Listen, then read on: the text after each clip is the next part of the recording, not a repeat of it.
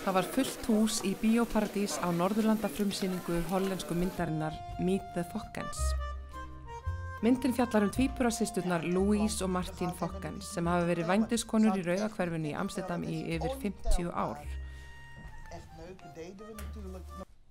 Þær losnuðu undan oki melludólgana sinna, ráku eigið hóruhús og stofnuðu fyrsta óformlega verkalýðsfélag vændiskvenna. Þetta er saga þeirra og hún er merkilegt innlegg í umræðuna lögleiðingu vændis. Við ræddum við annan leikstjóra myndarinnar, Schröder, sem var viðstattur sýninguna. We are here with Rob after seeing Meet the Fokkens. So, Rob, why this film? We thought, me and my co-director Gabriel Prova thought it was important to make a film about prostitution in a time that prostitution is criminalized. And 70% of the prostitution in Amsterdam is trafficking, is child slavery, and it's very, very bad. And in the time that the red light district in Amsterdam is almost some kind of Walt Disney center where everybody comes and parties, etc., etc.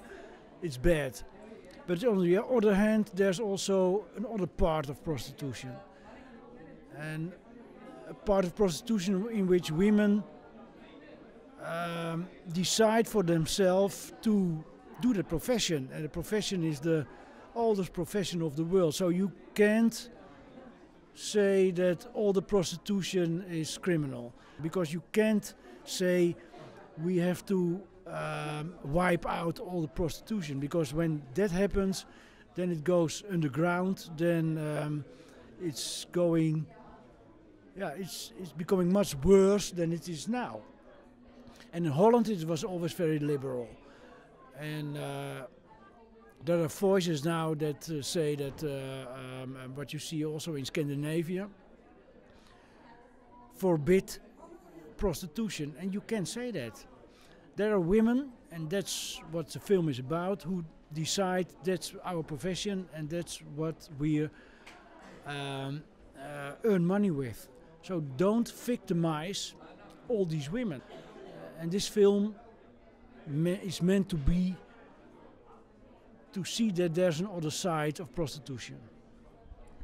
And how was it possible to build this kind of trusting relationship with them, the sisters? Normally I make films myself, but this film you can't make as a man alone. You have to work together with a woman, because it's about a woman problem. Women does it mainly. Of course there are male prostitutes, but mainly it's about women prostitutes. So I worked together with Gabriel, and that went fantastic. And what we together speak with them for about a year to get a trust. And trust is something which in that profession is a difficult thing, because they don't trust anybody. And we said, okay, what we want is when the film is finished, it will be projected in our biggest and oldest cinema in the center of Amsterdam. You can invite all your pimps, prostitutes and all these people from the red light district, and we have a party. And when the film ends, everybody stands up and will clap for you. Respect. And that's what happens. And this film obviously changed their life. Yeah. They are famous now. They are totally out of control. And we never knew that the film would be such a success. And the success is a bit too much, not only for me, but also for them. And they are famous in Holland.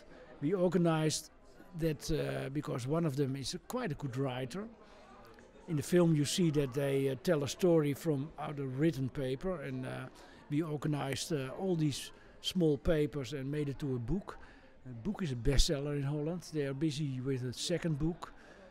So they are really famous people now in Holland, and they have to deal with that. That's quite difficult. Can imagine. But did meeting the sisters and doing this film change anything in your view on life? For me, it was the first. I made a lot of documentaries about, always about, let's say, the people who doesn't have any chance in this world, and some kind of critique on power.